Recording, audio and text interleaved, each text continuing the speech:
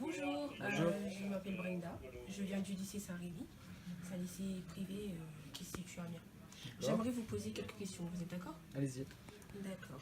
Alors, comment définirez-vous votre métier de nivôculteur? Alors notre métier il consiste à produire la neige de culture pour assurer un bon enneigement tout au long de la saison, c'est la saison d'hiver, pour garantir un maximum de ski aux clients qui viennent.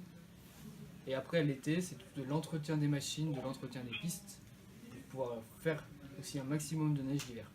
Du coup, quel est le niveau d'études qu'il faudrait avoir? Alors, le métier il tend à devenir de plus en plus technique.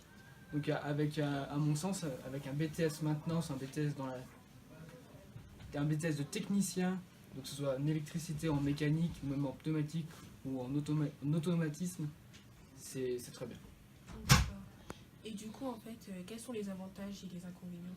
Alors déjà le premier avantage c'est de travailler dans un cadre magnifique. Travailler à la montagne, on est les trois quarts du temps dehors. Bon, c'est pas toujours tout beau, tout rose, hein, il fait pas tous les jours beau. Et puis aussi d'avoir travaillé sur des machines un peu spéciales. C'est pas un métier que tout le monde peut faire ou comme un opérateur dans une usine. Ça c'est un métier assez restreint. Et du coup, c'est quoi les matériaux que vous utilisez? Alors les matériaux qu'on utilise c'est de l'eau et de l'air pour faire la neige. Et après on travaille avec un ordinateur, des compresseurs, des pompes de grosse puissance pour pouvoir faire cette neige. D'accord. Et du coup, vous avez des heures réguliers ou pas? Non. Régulières. L'été, quand on travaille pour faire l'entretien, oui, on a des horaires réguliers, des semaines à 4 jours, comme dans toute entreprise, ça peut se faire. Et l'hiver, après, on a des horaires. Quand on produit, on travaille.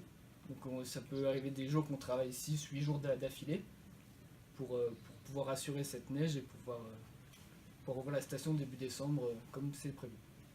Et votre salaire est satisfaisant? Pour moi, pour l'instant, ça va. D'accord. Et du coup, je voulais aussi vous dire, quels sont vos projets à long terme? Alors, mes projets à long terme, ce serait de prendre des responsabilités dans l'entreprise. Pas forcément ici, mais de prendre des responsabilités, donc gérer une usine à neige, gérer une équipe, puis pourquoi pas après un jour directeur d'une station.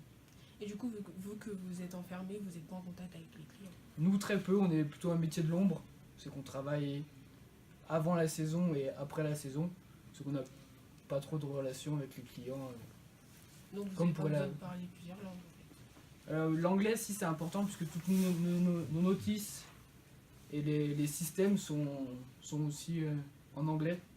Donc parler l'anglais, c'est quand même mieux. D'accord, ok. Merci Merci. beaucoup.